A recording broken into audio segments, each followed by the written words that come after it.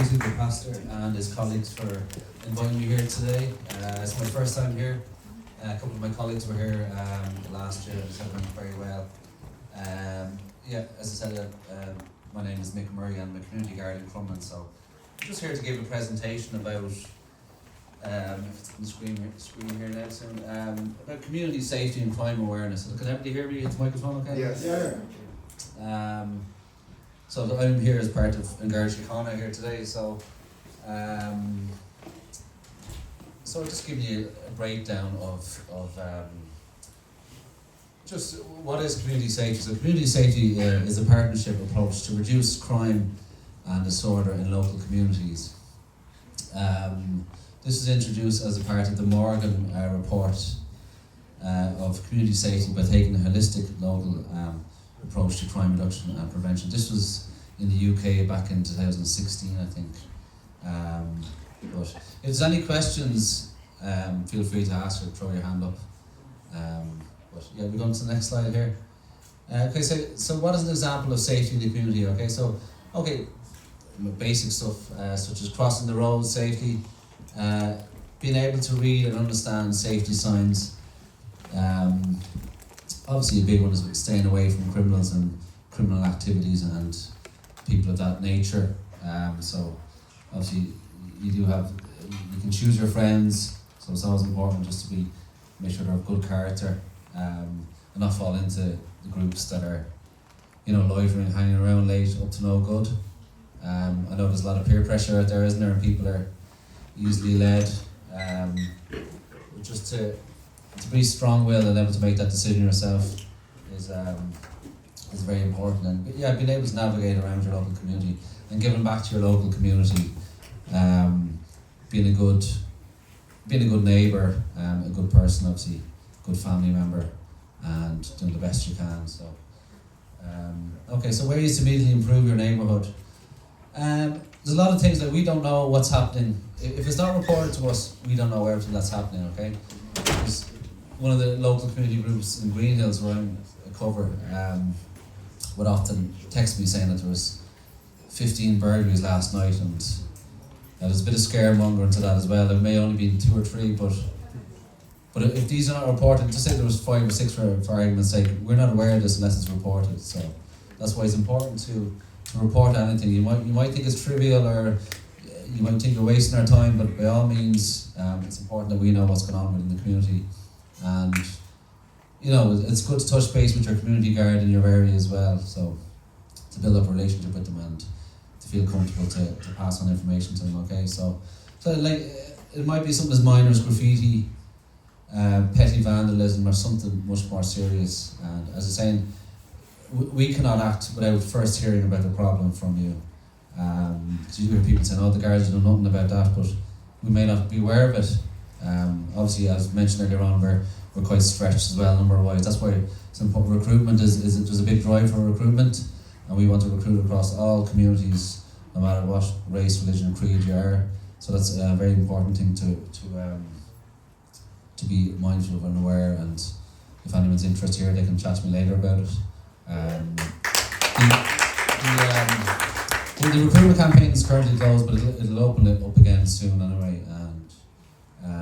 So we obviously, as a police force, we're gradually changing, but we want to be represent all of society. So we want people from every group. And this has gone off on a bit of a tangent there anyway. But report nuisances and other non-criminal problems promptly. So an example of this could be an abandoned vehicle, or hanging around local shops or premises. Okay, so obviously a big thing is crime prevention. So take away the opportunity for crime. So just think about your own home, your car, and even your lifestyle, and ask what you could change to take away the opportunity for crime. Obviously simple things like locking your car, never leaving valuables in your vehicle, or if you're leaving the house, maybe if you have a neighbour that's a key holder, or leaving the lights on in the house just to and having a house alarm, or having a pet, a dog, or something like that. These are simple things just to keep in mind too. Make sure your front porch is visible, and make sure your home looks like it has eyes on the neighbourhood. Like a lot of these are common sense, but you mightn't think of them as well, So next slide there. And yeah, as I was saying earlier on, being a good neighbour, obviously introduce yourself to your neighbours, make yourself known to your immediate neighbours. Obviously, either side, obviously you're not going to know everybody in the road, but majority of people that are living within stone's throw, maybe just let yourself known to them. And the good thing is about, I don't know if like a WhatsApp group is quite good if you're living on your road. It's just if there's any crime or any incidents or antisocial behaviour, it's important to share this on WhatsApp. And generally we have, like each community guard has a different sector, and they'll have a contact person from each WhatsApp group. So to say, for example, everyone here in the room is in one WhatsApp group and there's issues happening. There's one representative from that group would contact the community guard and pass on the information. That's why we're aware of it then as well. And they're basically contactable 24/7. Now they might not answer straight away, but a text or a phone call, and they'll get back to you as quick as they can. And obviously 999, you'd ring emergency service as well if it's serious. But so the WhatsApp group with your neighbours, and this can be an important tool in preventing crime. So contact your local community Garda with a view of having him or her as a point of contact going forward. So anybody here in any residence groups or anything like that, or yeah, just that's an important thing. Like, it doesn't have to be registered officially, but even a WhatsApp group is very good. I find it's very good for passing on information. Like if I'm off duty, for example, there's another counterpart that covers the area and they're contactable. And then if they're on leave, for example, or away or on other duty, they can pass it on to the regular guards that can call down. So yeah, it's quite an important one to be aware of. Anyway, so next slide, sorry. Okay, a culture of crime prevention. Core function of the Garda Síochána is crime prevention. Compliance with the principles of the European Convention on Human Rights. Okay, so the 9 ethical standards and commitments set out in our code of ethics and our mission of keeping people safe guide the prevention culture within the Garda Síochána. Okay, so that's all legal jargon. Okay, so just crime prevention is achieved through effective and comprehensive engagement with communities and business, and is acknowledged that the Garda Síochána can reduce and prevent crime with such support. So that's why we need to be engaging with communities. We need communities to contact us to let us know what's going on in your neighbourhood. Obviously, like, we're only going by the stats on our pulse system, but on the ground, it's the people that are living there within the community. They know the most, so it's important just to build up a relationship with your local guards or community guard. The principles of crime prevention. Okay, so many crime prevention techniques work by making crimes harder to commit. So as I was saying, like burglaries and stuff, if you're out of the house, leaving the light on, or if you have a dog there, like a guard dog, or have the house alarmed, or like a ring doorbell, simple things like that. So if a crime is hard to commit, it is less likely to occur. And the Garda Síochána uses established principles as a guide to crime prevention. Okay, these are probably a bit hard to read, so the slide is a bit small. But okay, so target hardening. So this involves making targets more resistant to attack or difficult to remove or damage. And then target removal. This involves permanent or temporary removal of vulnerable persons or property. Obviously, you might have elderly neighbours as well, so it's important to check in on them.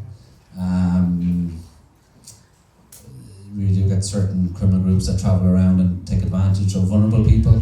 Maybe you offer them to fix the roof, and then they might damage it and come back and say, "Oh, your roof is damaged and you owe us this money and extra money." So you've probably heard stories about that. But so removing the means to commit crime. This involves promoting good housekeeping practices to ensure that material capable of being used to help the criminal is not left lying around with easy access. Simple things like a ladder, so someone can't climb up and get into the top room. So reducing the payoff. This means employing a means to reduce the value of loss if a crime is committed. Access control. This involves restricting access to sites, buildings, or parts of sites or buildings. This could apply, for example, to a block of flats, student accommodation, or a house of multiple occupation. example, bed sits, as well as commercial properties. Visibility surveillance, this means making sure that offenders would be visible if they carry out a crime. So that's even spotlights and that coming on in your house premises. If people come in and spotlights are going to deter them from entering your premises.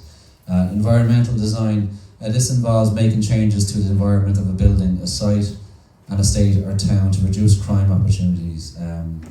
Designing out opportunities for crime is considered in the early stages of the planning process, but it also applies to existing environments. And on the rule setting, this involves the introduction of legislation, bylaws, and code of conduct which set out which is excessive behaviour. We have things called ASBOs as well. They're like, so if you have someone kind of hanging around annoying, just causing a nuisance outside your house, you can contact us. The threshold is low. We can issue an ASBO. It's called an antisocial behaviour warning. So, just be wary of that as well. We've got powers to kind of combat that as well. They mightn't be committing a criminal offence as such, but they might be nuisance to you or your neighbours. That may involve just shouting or loud music or whatever. Increase the chance of being caught. So, because this refers to anything that slows down offenders or increases their risk of being caught. Deflecting offenders. This involves diverting offenders and potential offenders from committing crime and working with other agencies to influence standards, thinkings and attitudes. Okay, so on to the next slide there. Okay, so as I was saying about antisocial behaviour. So antisocial behaviour is when you cause or are likely to cause to one or more persons who do not live with you harassment. So for example, I had in one of my areas, I had a lady, she was blowing a whistle and aggravating the dog next door, and then the opposite side, she was shouting abuse at the grandkids. There was nothing criminal there as such, but our powers were, once we got a statement of complaint to thresholds law, we were able to issue an antisocial behaviour warning. So basically, if you get 3 of those within 3 months, you're liable to go to court, and then our superintendent can apply for a thing called it's like a civil restraining order, basically. So if there is tools there, if there is issues in your community, significant or persistent alarm, distress, fear or intimidation, significant or persistent impairment of their use or enjoyment of the property. So that might have been that lady, she was blowing a whistle and aggravating the dog. She was stopping them enjoying their own property, their own peace and quiet. Next slide there. So examples of antisocial behaviour.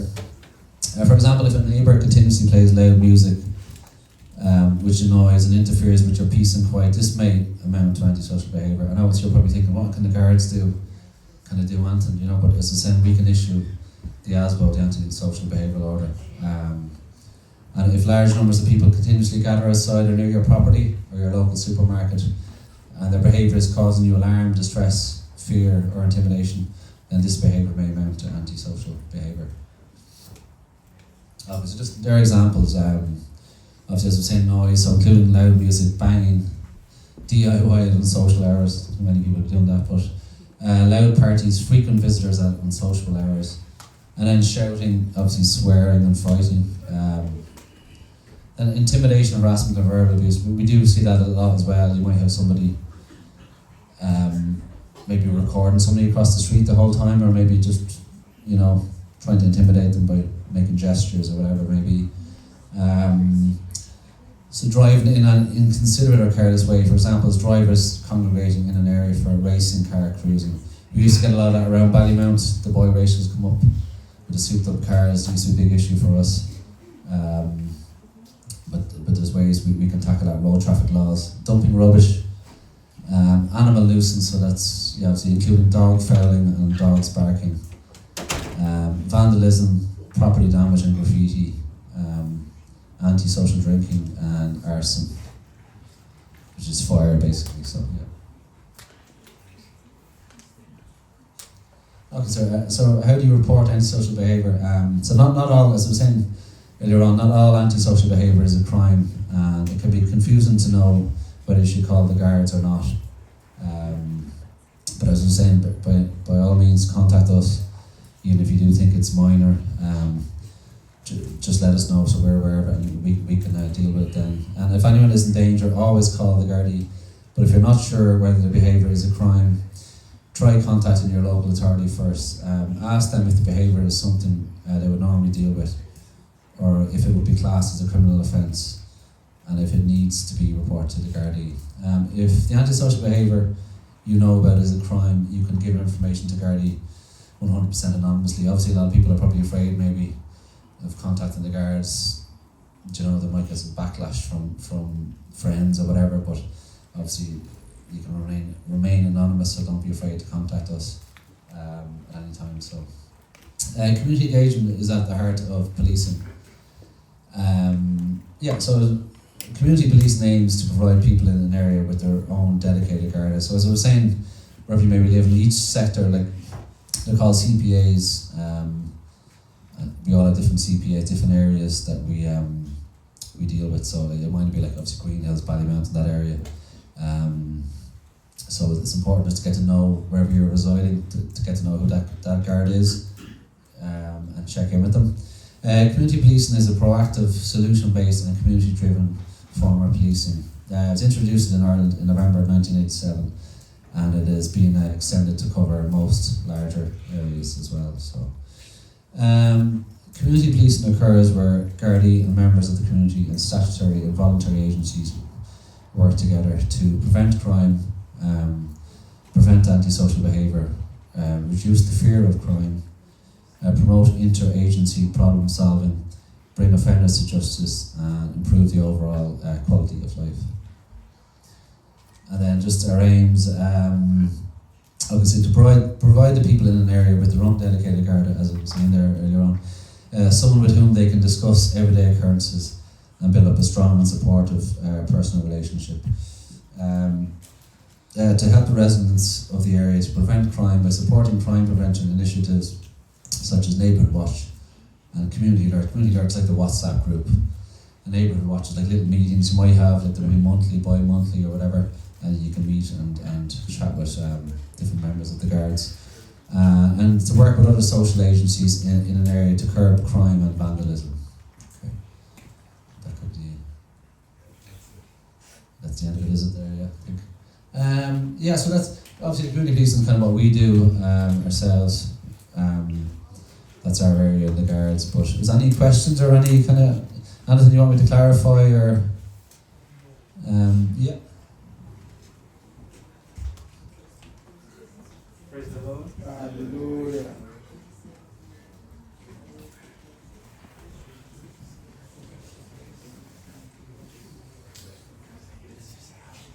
Okay. Thank you so much. I kind of learned some things in the presentation right now. I have come to learn that there's what is called a WhatsApp group. I wish this WhatsApp group can be encouraged in every community. For instance, where I come from, there's what we call Odionwe.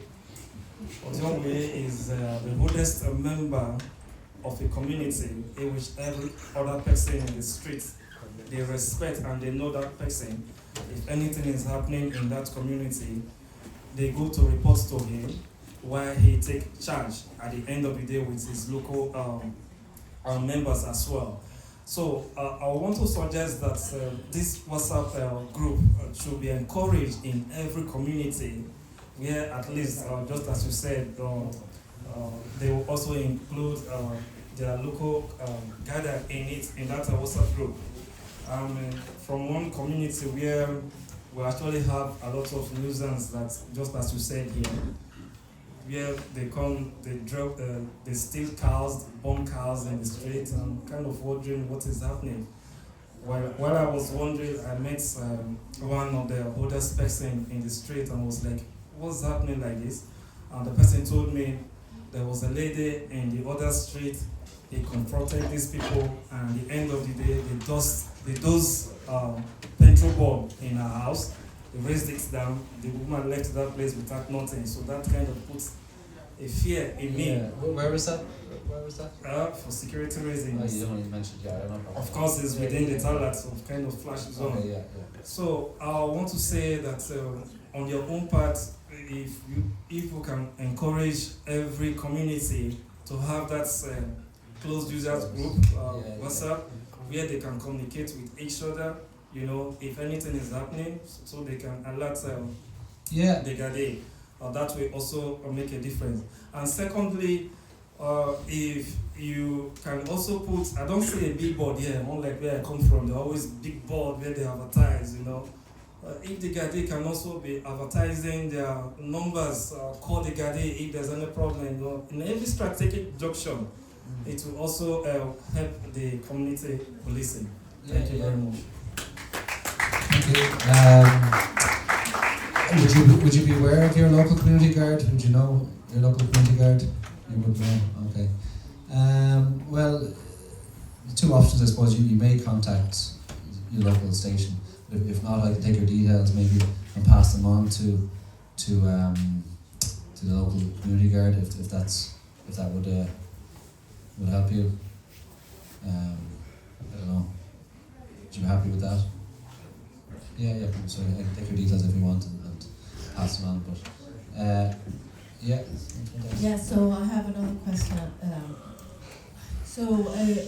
What I witness every day is a lot of drug dealing involving really small kids, minors, and I've been observing that quite a lot, and I think this is something it must be tackled more strongly by the Garda.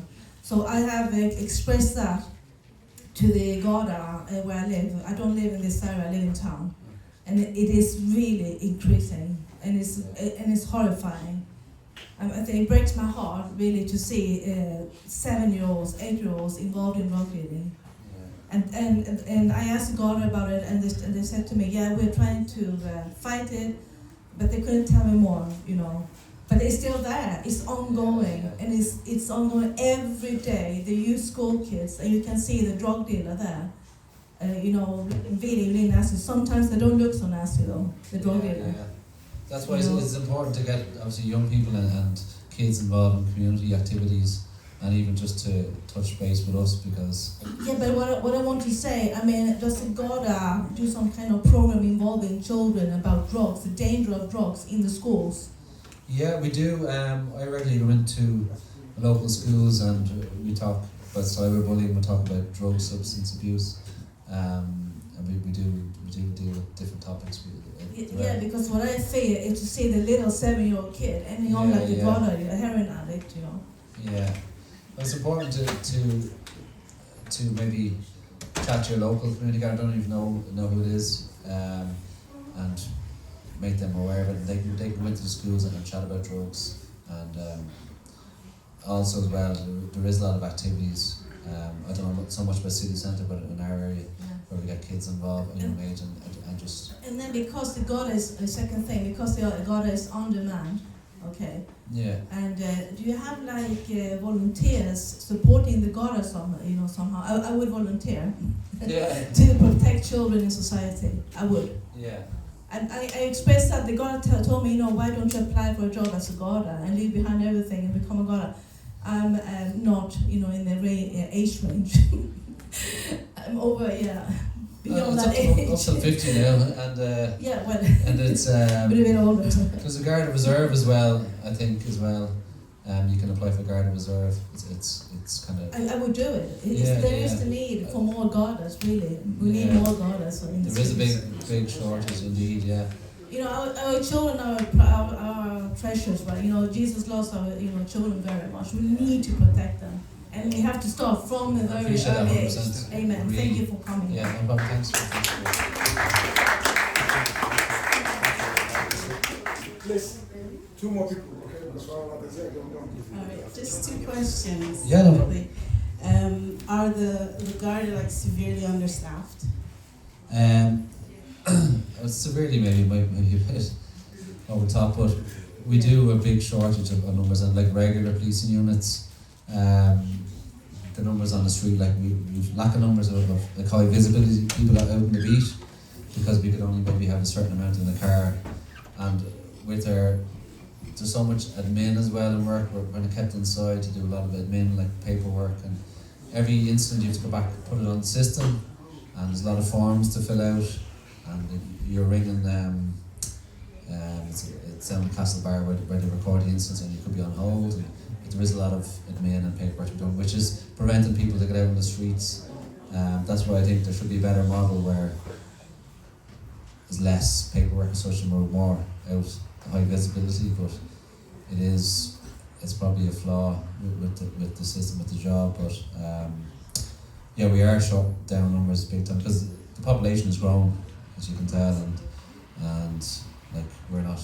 There's a lot of people retiring as well within the force. So, and a lot of people some people are joining, young people, and they're getting their degree in police, and then they're leaving. They're going off to the private sector to work for Facebook or LinkedIn, whatever, in cyber areas, because they don't want to work on social hours, they don't want to work late nights or don't work weekends. So it is difficult to retain people. It's difficult to get people into the job, and it's difficult to retain people. And then the pension is not as attractive now as it would have been joining years ago. So it is hard to retain people. So the government's going to have to make the job more attractive for people to join. That includes pension and wages, Because most times, when you report things to the guards and nothing's done, it kind of discourages people to do more. Yeah. And I think that is a very common thing in Ireland. You can report and report and report and call, and they do nothing. So, first of all, I think I'll ask my second question. Are there ongoing training for the guards? Because I have been witness of the guards not following proper procedures. When you go to report something in the guard station, they are supposed to file in your report and give you a prime reference number. A reference number, yeah. 3 times that personally I've been through this procedure, I've never been given, and I didn't know that I was supposed to be given. So when you go to follow up on what you reported, you don't know where to start from. And it was after a long while that I was told that I was supposed to be given this reference numbers. And I'm like, why were we never told this, and why were we not given this? It's depending on the incident. If it's a crime incident, if it's criminal damage, whatever, basically you get a victim's letter sent out to you with the crime reference number on it. Depending on what the incident was, if it's something a bit minor, you might not, but you're entitled to that number. You can always ring and maybe ask them for a call into the station and ask them for the crime reference number. Don't know what station you're. Yeah, I know they're probably one of the busiest stations in the country, but I can't really talk for Tala, not stationed there, but I know they're probably Tala, along with Blanchardstown, probably 2 busy stations in the country. Very understaffed as well. Personally, I think there should be 2 stations in Tala nearly. Such a big area as well, and so it's a busy area. But you should have been given, if it was a criminal damage example, you should be given a letter with a crime reference number. But something more trivial, they mightn't give it out to you. You probably have to ask for it, or maybe ring. But it should be there. It should be recorded anyway, basically. Yeah, it was a criminal thing. Was it? Oh. Yeah, but if there is ongoing training to the guards, because I think that it all boils down to the fact that maybe they just don't follow procedure, and that discourages us. Yeah. I I can't talk for Tala, but you probably have to speak with, I don't know, the superintendent there maybe, about the procedures there. But where I'm stationed, I know. But sorry about the training as well. Yeah, there is ongoing training, but it's, for example, when I was in the college 20 years ago, I did the first aid course. I have done refreshers since. And it's kind of ridiculous because we're first responders. If we're going to a car accident, somebody needs our assistance. I haven't been given a refreshers course, So there is a lot that has to be kind of upskilled and alright. But thanks for your question. Thank you. Yeah.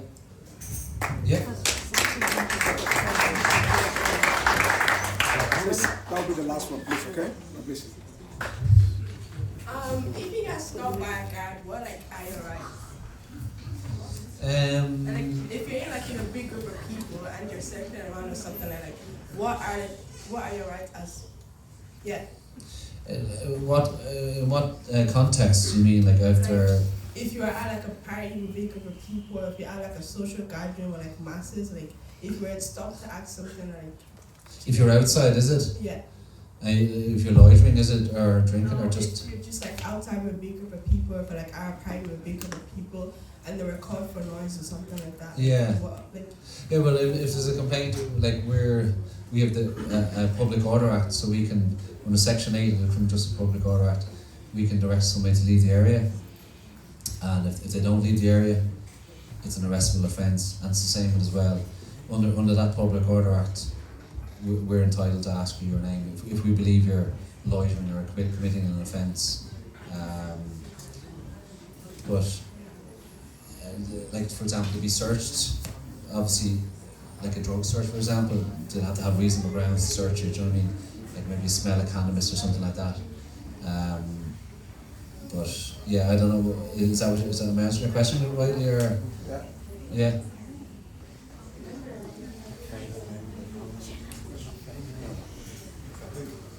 Yeah. Okay. Thanks very much. Yeah.